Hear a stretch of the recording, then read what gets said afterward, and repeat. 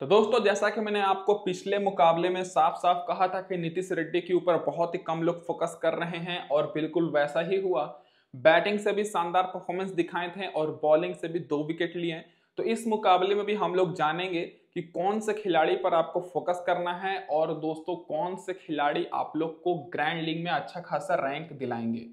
तो दोस्तों, आज की इस वीडियो में हम लोग बात करेंगे इंडिया वर्सेस बांग्लादेश के बीच जो तीसरा मुकाबला खेला जाएगा इसके बारे में।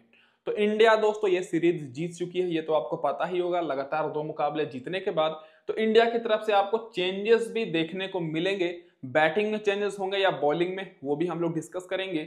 और कौन से गिने चुने 2-3 खिलाड़ी हैं बांग्लादेश की तरफ से जो कि आप लोग के लिए इस मुकाबले में इंपॉर्टेंट रहेंगे, उसके बारे में भी जानेंगे। और सबसे इंपॉर्टेंट कि कैप्टन किसको बनाए, क्योंकि पिछले मुकाबले में मैक्सिमम लोग हार्दिक पांड्या को कैप्टन किए होंगे, लेकिन हार्दिक पांड्या से ज्यादा पॉइंट्स तो दोस्तों नीतीश रेड्डी ने हम लोग को दिया। और इसी मुकाबले में भी हम लोग जानेंगे कौन से यूनिक खिलाड़ी के जो कि इंपॉर्टेंट रहेंगे। सबसे पहले बात कर लेते हैं दोस्तों, तो यहाँ पर अगर आप लोग देखिएगा तो ये मुकाबला 12 तारीख को खेला जाएगा शाम में 7 बजे से। ग्राउंड की बात करें तो दोस्तों Rajiv Gandhi international cricket stadium पर यह मुकाबला होगा। और यह मुकाबला दोस्तों हैदराबाद में होगा। और इस ग्राउंड पर बैट्समैन को काफी मदद मिलती है और आईपीएल में भी 277 रन इसी ग्राउंड पर बना था। तो डायरेक्ट बात कर लेते हैं दोस्तों इस ग्राउंड की पिच रिपोर्ट के ऊपर। तो मात्र यहाँ पर 2 इंटरनेशनल मुकाबले हुए हैं और दोनों मुकाबले चेस करते हुए टीम जीती है। और 2 मुकाबले में एवरेज स्कोर 190 के ऊपर है। हाईएस्ट स्कोर 209 रन है जो कि इंडिया बनाई है। लोएस्ट स्कोर 186 रन है जो कि ऑस्ट्रेलिया बनाई है। और स्कोरिंग पैटर्न तो आप लोग देख ही सकते हैं, दोनों यहाँ पर 170 और 190 के ऊपर स्कोर रहा है 2 मुकाबले में। अब डायरेक्ट बात कर लेते हैं दोस्तों यहाँ पर जो दोनों मुकाबले हुए हैं इसके स्टैट्स के ऊपर। तो दोस्तों पिछला मुकाबला यहाँ पर इंडिया जीती है 106 रन 6 विकेट से, जो कि दोस्तों आसानी से टारगेट चेस कर ली थी 186 रन का। फास्ट बॉलर को उस मुकाबले में 6 विकेट मिली थी और स्पिनर्स को 4 विकेट। और उससे पहले एक बार और हुआ था इंडिया वेस्ट इंडीज के बीच, जो कि वेस्ट इंडीज 207 रन का टारगेट दिया था। इंडिया आसानी से टारगेट चेस करके 6 विकेट से जीत गई, जिसमें फास्ट बॉलर को 3 विकेट मिली इस ग्राउंड पर और स्पिनर्स को 6 विकेट। तो पिछले दोनों मुकाबले तो चेस करते हुए टीम जीती ही है, साथ में दोस्तों स्पिनर्स को यहाँ पर थोड़ा बहुत ज्यादा मदद मिल रहा है। और पिछले दोनों मुकाबले में फास्ट बॉलर को 9 विकेट और स्पिनर्स को 10 विकेट मिली है, जिसमें से दोस्तों ज्यादातर स्पिन जो विकेट मिली है वो फर्स्ट इनिंग में मिली है।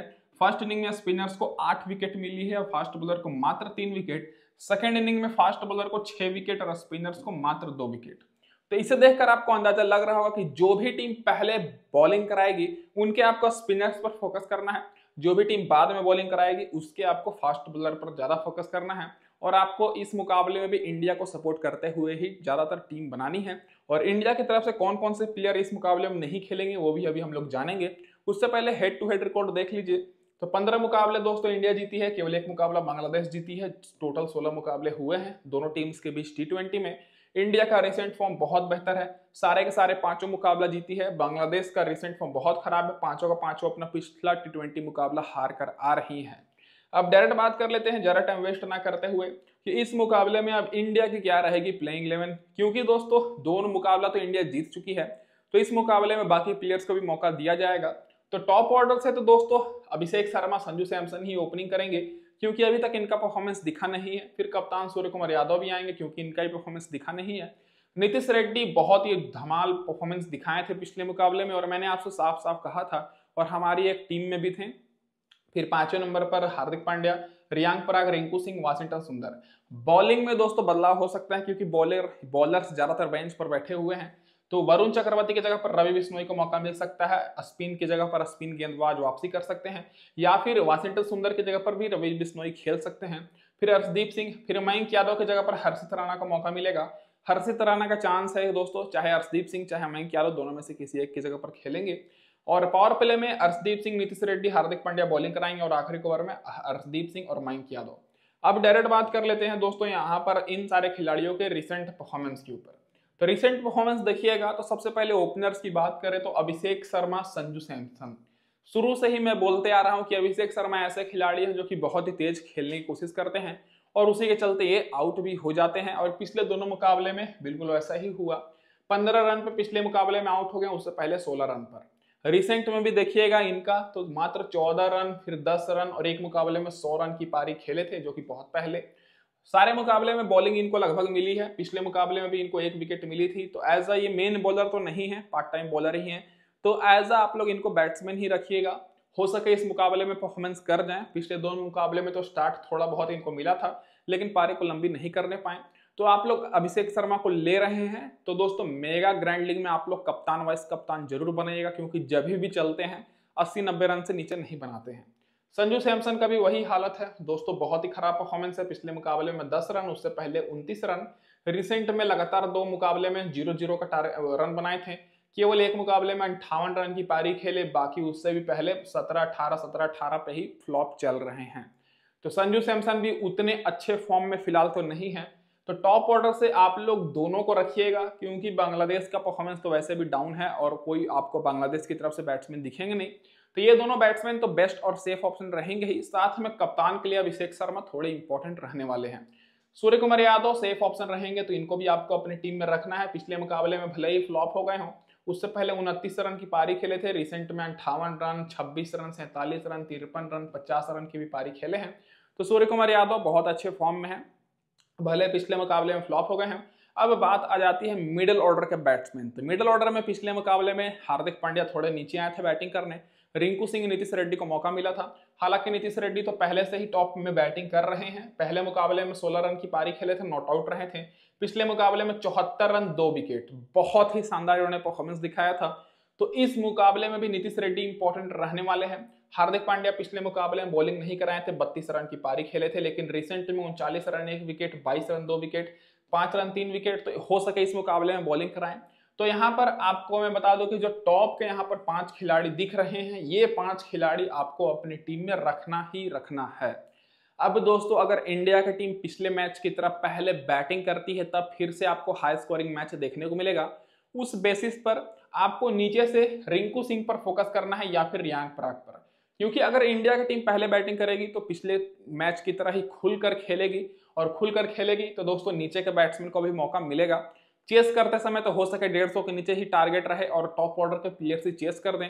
तो चेस करते समय रिंकू सिंह, रियांक पराग को बैटिंग करने का मौका ना के बराबर है, लेकिन पहले बैटिंग करेंगे तो इनको बैटिंग मिलेगा। रियांक पराग को पिछले मुकाबले में 15 रन की पारी खेले, 1 विकेट मिले। रिंकू सिंह 53 रन, और रिसेंट में रिंकू सिंह अच्छे परफॉर्मेंस दिखाए हैं, लेकिन जब जब मौका मिला है, लेकिन कुछ मुकाबले में फ्लॉप भी हुए हैं। तो रिंकू सिंह पहले बैटिंग करते समय, रियांक पराग पहले बैटिंग करते समय, टॉप के 5 कंपलसरी है। उनमें से आप लोग चाहे तो संजू सैमसन या फिर अभिषेक शर्मा में एक को ड्रॉप कर सकते हैं, लेकिन केवल मेगा ग्रैंड लीग में वाशिंगटन सुंदर का खेलने का चांसेस थोड़ा कम है। पिछले मुकाबले में दोनों मुकाबले में 1 विकेट मिली है। एज अ बॉलर ही आप लोग इनको रखिएगा, क्योंकि बैटिंग तो मिलने से रहा। अब वरुण चक्रवर्ती, अर्शदीप सिंह, मयंक यादव। तो वरुण चक्रवर्ती पिछले 2 मुकाबले में 5 विकेट ले चुके हैं, और अर्शदीप सिंह पिछले 2 मुकाबले में 4 विकेट। तो यही दोनों मेन बॉलर हैं। बाकी मयंक यादव को आप लोग एज अ डिफरेंशियल ऑप्शन के तौर पर यूज कर सकते हैं, क्योंकि पिछले 2 मुकाबले में इनको मात्र 2 ही विकेट मिली है, और बॉलिंग अच्छा करा रहे हैं। रिसेंट फॉर्म तो सारे बॉलर्स का बेहतर है, देख ही सकते हैं। तो आपको यहाँ पर अगर इंडिया की टीम पहले गेंदबाजी करती है, तब बॉलर्स पर थोड़ा फोकस करना है, और अगर इंडिया की टीम पहले बैटिंग करती है, तो आप लोग ज्यादातर बैट्समैन पर फोकस करिएगा। अब डायरेक्ट बात कर लेते हैं। आगे बढ़ने से पहले भाइयों की, जो लोग टेलीग्राम पर नहीं जुड़े हैं, फटाफट से जुड़ जाइए। वीडियो को लाइक नहीं किए हैं तो लाइक कर दीजिए, मेरे लिए इतना ही काफी है। और चैनल को भी सब्सक्राइब कर दीजिए फटाफट से, और नोटिफिकेशन बेल ऑन कर दीजिए। टेलीग्राम चैनल का लिंक आपको डिस्क्रिप्शन में मिलेगा दोस्तों। अब इसके बाद डायरेक्ट बात कर लेते हैं यहाँ पर जो खिलाड़ी बेंच पर बैठे हुए हैं और खेल सकते हैं। तिलक वर्मा का खेलने का चांसेस कम है, क्योंकि रिसेंट में इनको उतना मौका तो मिला नहीं है, तो अभी ये रेस्ट में ही है। तो हो सके इस मुकाबले में इनको थोड़ा बहुत चांस है खेल जाए। बाकी जितेश शर्मा का थोड़ा कम लग रहा है उम्मीद। रवि बिश्नोई, हर्षित राणा खेल सकते हैं। रवि बिश्नोई का थोड़ा चांस ज्यादा है, और ये ऐसा भी हो सकता है कि सेम प्लेइंग 11 इंडिया रखे, लेकिन चेंजेस होने के चांसेस ज्यादा है। अब हेड टू हेड रिकॉर्ड की बात करें तो अभिषेक शर्मा का 15 का भी रिकॉर्ड है। 2 ही मुकाबले खेले हैं, बांग्लादेश के खिलाफ 1 विकेट ली है, 15 का एवरेज है। संजू सैमसन का 19 का एवरेज है। सूर्य कुमार यादव का 18 का एवरेज है। तो दोस्तों टॉप के जो हमारे 3 खिलाड़ी हैं, इनका उतना खास एवरेज नहीं है बांग्लादेश के खिलाफ, और ज्यादा मैचेस भी नहीं खेले हैं, लेकिन आपको इन्हीं पर ही फोकस करना है, क्योंकि बांग्लादेश की तरफ से आपको ज्यादातर बैट्समैन आउट ऑफ फॉर्म दिखेंगे। नीतीश रेड्डी का 45 का है, 2 मुकाबले में 90 रन बनाए हैं, 2 विकेट भी लिए हैं। रियांक पराग का 15 का है, 1 विकेट लिए हैं। हार्दिक पांड्या का 40 का है, 7 विकेट लिए हैं। तो हार्दिक पांड्या फिर से बेस्ट ऑप्शन ही रहेंगे। रिंकू सिंह 53 रन 1 ही मुकाबले में। बॉलर्स में दोस्तों वाशिंगटन सुंदर 9 में 9 विकेट, वरुण चक्रवर्ती 2 मुकाबले में 5 विकेट, अर्शदीप सिंह 5 मुकाबले में 9 विकेट, और मयंक यादव 2 में 2 विकेट। तो इंडिया की तरफ से ज्यादातर खिलाड़ियों का रिकॉर्ड तो दोस्तों अच्छा ही बांग्लादेश के खिलाफ हेड टू हेड में। अब इसके बाद डायरेक्ट बात कर लेते हैं कि बांग्लादेश की तरफ से क्या रहेगी प्लेइंग 11। तो दोस्तों बांग्लादेश लगातार 2 मुकाबले हारी है, अभी रिसेंट में टेस्ट सीरीज भी हार कर आ रही है, तो ये मुकाबला भी हारेगी, तो इनका थोड़ा सा बदनामी वाला बेइज्जती वाला बात है। तो जीतने की कोशिश करेगी तो हो सके सेम प्लेइंग 11 और परफेक्ट प्लेइंग 11 के साथ ही जाएगी। तो लिटन दास और परवेज हुसैन इमोन ही ओपनिंग करेंगे। फिर तीसरे नंबर पर आएंगे दोस्तों यहाँ पर नजमुल हुसैन सांतो, और नजमुल हुसैन सांतो के बाद तौहीद हॉर्डई, फिर महमूदुल्लाह, जाकिर अली, मेहदी हसन मिर्जा, राशिद हुसैन, तस्किन अहमद, मुस्तफिजुर रहमान। और पिछले मुकाबले में दोस्तों यहाँ पर तंजीब हसन साकिब को खिलाया गया था जो कि अच्छा बॉलिंग कराएं। पिछले मुकाबले में बांग्लादेश की बॉलर्स ने अच्छा परफॉर्मेंस दिखाया था, लेकिन बैट्समैन पिछले दोनों मुकाबले से नाकाम है। तो तस्किन अहमद, तंजीब हसन साकिब आपको पावर प्ले में बॉलिंग कराते दिखेंगे, और आखिरी ओवर में राशिद हुसैन और मुस्तफिजुर रहमान। अब डायरेक्ट बात कर लेते हैं दोस्तों यहाँ पर इन सारे खिलाड़ियों के रिसेंट फॉर्म के ऊपर। तो आप लोग देखिएगा, तो डायरेक्ट मैं बॉलर्स की बात करें तो दोस्तों यहाँ पर जो आपको मेन 4-5 बॉलर दिख रहे हैं, इनमें से दोस्तों कह सकते हैं कि 4 बॉलर को पिछले मुकाबले में शानदार विकेट मिली। राशिद हुसैन को दोस्तों 3 विकेट मिली है, तस्किन अहमद को दोस्तों देख सकते हैं 2 विकेट मिली, मुस्तफिजुर रहमान को भी 2 विकेट मिली, और तंजीब हसन साकिब को 2 विकेट मिली। तो शुरू से ही मैंने आपको बताते आ रहा हूं कि जो टीम पहले बॉलिंग कराएगी उनके बॉलर्स पर तो आपको फोकस करना ही है। पिछले मुकाबले में भी बिल्कुल वैसा हुआ, भले ही हाई स्कोरिंग मैच था लेकिन इनके बॉलर्स को विकेट मिली है। तो यहाँ पर आपको इनके बॉलर्स पर थोड़ा ज्यादा फोकस करना है, ना कि बैट्समैन पर। और अब ओपनर्स की बात करें तो लिटन दास फ्लॉप हैं दोस्तों पिछले दोनों मुकाबले में। पिछले मुकाबले में 14 रन की ही पारी खेले, थोड़ी बहुत स्टार्ट अच्छी मिली थी लेकिन पारी को लंबी नहीं करने पाए। और इमोन भी दोस्तों 16 रन की पारी खेले, फिर नजमुल हुसैन सांतो 11 रन की, तौहीद हॉर्डई 2 रन की, फिर महमूदुल्लाह ने थोड़ी बहुत आकर पारी संभाली थी 41 रन की पारी। जाकिर अली तो दोस्तों फ्लॉप ही रहते हैं हर बार। फिर मेहदी हसन मिर्जा 16 रन की ही पारी खेलने पाए, लेकिन उससे पहले 35 रन की पारी खेले थे। बाकी बॉलर्स ने अच्छा खासा थोड़ा बहुत विकेट लिए हैं। तो इधर से अगर आप लोग को फोकस करना है तो दोस्तों बॉलर्स पर फोकस करिएगा, और चारों बॉलर को अगर आप लोग लेना चाहते हैं तो आप लोग बांग्लादेश को सपोर्ट करते हुए टीम बना रहे हैं तभी रखिएगा, नहीं तो मिनिमम 2 बॉलर और 2 ऑलराउंडर को आपको अपनी टीम में रखना है।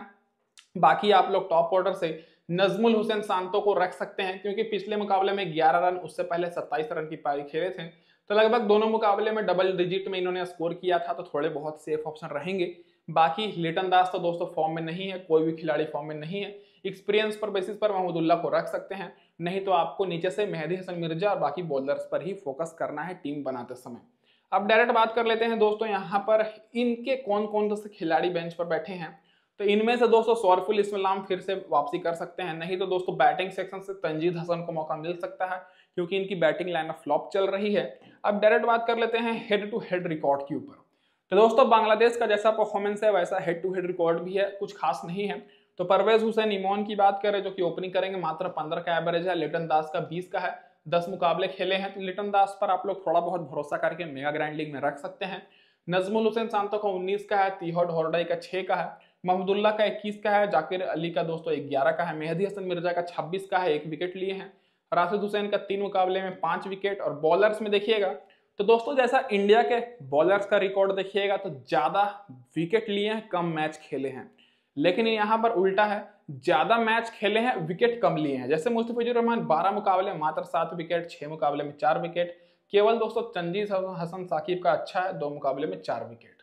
तो ये हो गई दोस्तों यहाँ पर हमारी पूरी डिटेल एनालिसिस। तो मैं उम्मीद करता हूँ कि आपको एक एक चीज अच्छे से समझ में आई होगी। चैनल को लाइक कर दीजिए दोस्तों, सब्सक्राइब करके वीडियो को लाइक कर दीजिए, और नोटिफिकेशन बेल को भी ऑन कर लीजिए फटाफट से, ताकि आगे सारे मैचेस की आपको सबसे पहले अपडेट मिले। अब ये रहेगी हमारे यहाँ पर आज की मुकाबले की, मतलब इस मुकाबले के टीम कॉम्बिनेशन।